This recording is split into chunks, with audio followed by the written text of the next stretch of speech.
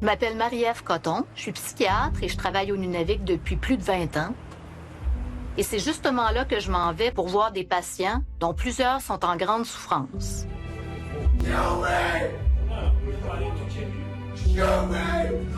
Une partie du travail des policiers dans le Nord, c'est d'intervenir auprès d'Inuits qui sont en crise suicidaire et donc de collaborer avec nous, les médecins, les infirmières et les travailleurs sociaux. Le taux de suicide au Nunavik est 14 fois plus élevé qu'au Québec. C'est un extrait assez troublant du percutant documentaire Des voix dans ma tête. C'est la réalisatrice Karina Marceau qui nous entraîne dans le Grand Nord en compagnie de la psychiatre Marie-Ève Coton, que vous connaissez bien, qui est une amie de l'émission. Et elle est une habituée du Nunavik. Elle s'y rend 6 fois par année depuis 20 ans, imaginez, pour soigner les maux de certaines communautés. Et tout au long du documentaire, on découvre les difficiles conditions de vie des communautés autochtones, leur façon d'aborder la santé mentale, et ce, avec beaucoup de sensibilité. La médecin psychiatre au centre de santé Tutlakavik, je ne sais pas si je le prononce bien, de Lungava, et aussi professeur adjoint de clinique à l'Université de Montréal, Marie-Ève Coton, est avec moi ce soir. Bonsoir, Marie-Ève Coton. Bonsoir. Alors, ce documentaire va être présenté demain soir sur ICI Télé, ad hoc Humanité. On vous interviewe depuis assez longtemps pour savoir que vous allez dans le Grand Nord, chez les Inuits, mais on n'était pas là pour voir. Puis quand on dit on veut le voir, on veut le sentir, est-ce que c'est important pour vous de nous révéler, au fond, cette pratique toute singulière que vous faites là-bas? Pour moi, c'est vraiment important que la population du Nunavik soit vue et entendue, parce qu'elle ne l'est pas assez souvent. Évidemment, l'éloignement géographique contribue beaucoup. C'est pas facilement accessible, mais ce sont des gens qu'on voit très peu dans l'espace public. Leurs problématiques ne sont pas non plus au cœur de la discussion publique. Donc, pour moi, c'était vraiment important. Tous les témoignages qu'il y a dans le documentaire, on entend une femme qui est ma patiente, mais qui parle de la réalité d'avoir perdu son adolescent du suicide. On entend d'autres témoignages d'une personne qui est surveillante à la prison, mais qui voit passer, comme les communautés sont très petites, des gens avec qui elle a grandi, pour qui elle voit toute la souffrance.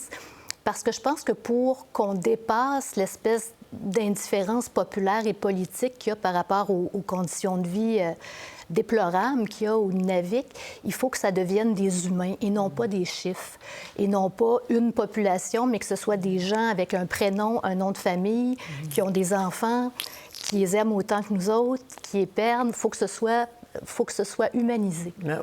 Et c'est très évident dans le documentaire. Vous vous définissez comme une psychiatre transculturelle. Vous allez nous dire de quoi il s'agit. Mais quand on vous voit avec vos patients, puis avec vos collègues infirmières et autres, est-ce que c'est la même pratique qu'ici? Non, c'est impossible que ce soit la même pratique qu'ici parce que les gens ne voient pas la maladie nécessairement de la même façon, ne voient pas non plus les soignants de la même façon, parce qu'une des particularités au Nunavik, c'est que la vaste majorité des soignants sont des Blancs. Donc, il y a comme une reproduction du contexte colonial qui a lieu dans le système de santé, comme dans le système d'éducation, par exemple. Donc, tout ça amène à devoir adapter nos pratiques. Et pour moi, ça, c'était vraiment primordial parce que quand on travaille en santé mentale avec les Inuits, on voit comment des décennies de colonisation où ils se sont fait dire vous ne savez pas comment éduquer vos enfants, fait qu'on va les envoyer dans des pensionnats, vous ne savez pas comment soigner, donc on va vous donner des professionnels. Comment être toujours comme ça infériorisé, ça a un impact dévastateur sur la psyché des gens en termes d'estime personnelle, confiance en eux, confiance en leurs moyens, confiance en leur avenir. Donc la première chose à ne pas répéter pour ne pas nuire, ce qui est une des premières choses de notre serment d'Hippocrate, c'est de ne pas les mettre en situation d'infériorisation. Donc c'était très important pour moi d'arriver là dans une atmosphère de dialogue avec eux, de co-construction du sens de ce qui leur arrive et non pas dans une position d'experte qui va leur dire « voici ce que vous devriez penser de la maladie mentale ». Bon, et vous êtes confronté comme psychiatre à la souffrance de manière quotidienne, mais cette souffrance-là, on la décode comment? Puis on l'aperçoit, on l'interprète comment, puis comment on essaie de la guérir, cette souffrance-là, dans ce contexte, dans cet environnement-là, oui. qui est très difficile, qui est aride. On voit derrière vous l'image, les montagnes, la neige, la glace, petit village d'à peu près 850 personnes. Absolument. Vraiment, l'ouverture, le dialogue, c'est vraiment ce qui a été la clé, les clés pour moi. Aussi, persister dans le temps, parce qu'il y a un problème au Nunavik. La durée moyenne d'un professionnel de la santé au Nunavik est de 18 mois. Ouais, c'est dit dans le documentaire. Tout à fait. C'est beaucoup. Puis ça, c'est dur pour la population locale. C'est dur pour les employés qui restent, comme moi aussi, parce qu'on est dans une espèce de sable mouvant. Et en santé mentale, les gens parlent de choses très intimes, parlent de leur trauma souvent. Et donc, ils n'ont pas envie de recommencer ça aux 18 mois. Donc, j'ai senti, quand ça a fait 5 ans que j'y allais, que la confiance était plus facilement acquise, que les gens étaient moins dans l'anticipation que je quitte. Dans l'extrait que nous avons entendu, vous le dites quand même que la prévalence du suicide est 4 fois plus élevée qu'au Québec. 14 fois. 14 fois, qu'est-ce que j'ai... Vous dites 15 fois peut-être? C'est 14, c'est ça. Oui. Quelle est l'explication? Évidemment, le suicide, c'est un phénomène complexe, mais évidemment, je dirais que le principal facteur, c'est vraiment l'histoire coloniale où les gens, en très peu de temps, parce que la sédentarisation forcée des Inuits, on parle des années 50-60. Donc ça, en termes de guérison, là, c'est tout récent. Donc des gens qu'on force sous la menace à se sédentariser, on tue leurs chiens, peuvent plus se déplacer, on force qu'ils envoient leurs enfants dans des pensionnats. Les changements culturels, c'est exigeant, mais quand ça vient pas de nous, quand c'est pas une population qui décide de sa transformation, mais qu'elle est imposée de façon coercitive et paternaliste, c'est très, très, très dommageable au niveau de... Et il y a des conditions de vie aussi qui perpétuent ça parce qu'il y a des problèmes de logement au Nunavik, c'est insensé. Les gens sont entassés dans des logements. J'ai des exemples comme ça de femmes violentées qui ne peuvent pas quitter parce que, concrètement, elles n'ont nulle part ailleurs où aller vivre, ou des gens qui sont tenus de vivre dans la même maison que leur agresseur sexuel parce qu'il n'y a, nulle part ailleurs où aller. Donc ça, évidemment, ça perpétue, ça alimente le suicide. Est-ce qu'ils ont un rapport à la mort différent du nôtre? Oui. Ils n'ont pas peur de la mort? Parce que cette mère a quand même dit dans le documentaire, est allée prévenir les amis de son fils décédé. Faites pas comme lui, là. Oui, tout à fait. Parce qu'il y a, particulièrement chez les jeunes, elle, c'est un adolescent, son fils, qui s'est suicidé. Et il y a, des fois, ça va entraîner une vague de suicides, des amis qui vont avoir le même comportement. Donc ça m'avait énormément touchée.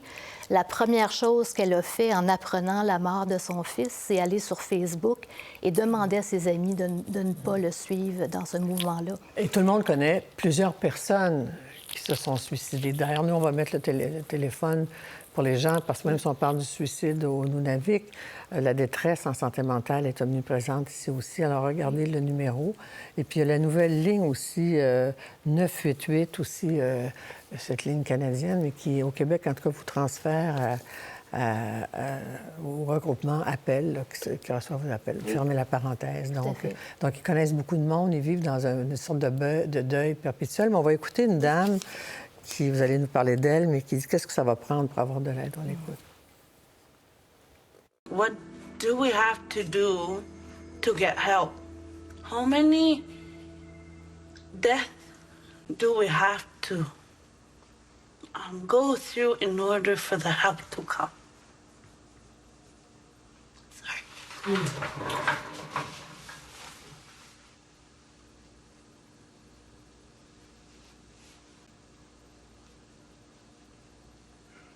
You lost some people?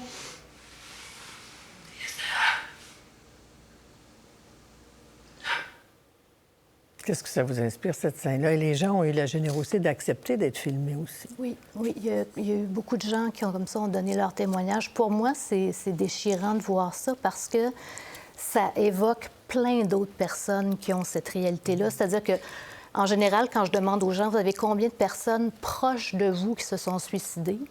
La réponse, en moyenne, c'est 3 ou 4. Et là, je ne parle pas de gens qui connaîtraient. Là. En général, ils connaissent plus de 20 personnes qui se sont suicidées. mais de leurs proches. Ouais. C'est ça. Et il y a même des gens qui vont me dire, moi, un meilleur ami ou un conjoint, j'en veux plus, je veux plus prendre le risque. Donc, il y a même une espèce d'évitement de l'attachement.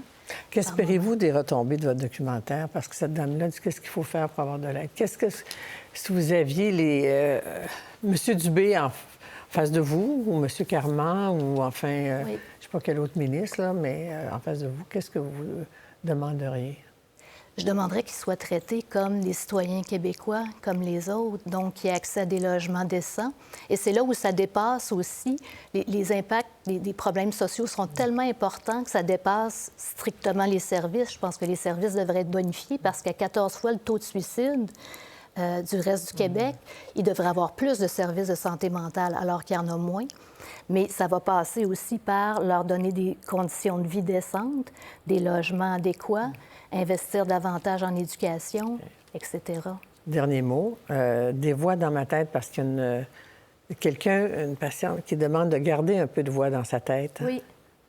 C'est ça, c'est que les voix, ce que nous, on appelle en médecine les hallucinations auditives, dans la culture inuite, ça peut être interprété de différentes façons. Parfois, ça va chercher des éléments de leur spiritualité traditionnelle où ils se demandent où ce ne serait pas un don chamanique.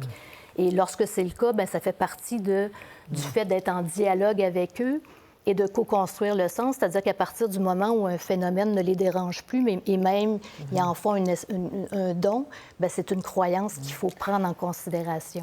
Alors, merci d'avoir fait cette démarche de permettre à Karina Marceau de vous suivre dans le Grand Nord et de révéler, au fond, la réalité de ces populations nunavik. Merci, Marie-Ève Coton. Ça m'a fait plaisir. Merci donc de documenter samedi soir sur ICI Télé.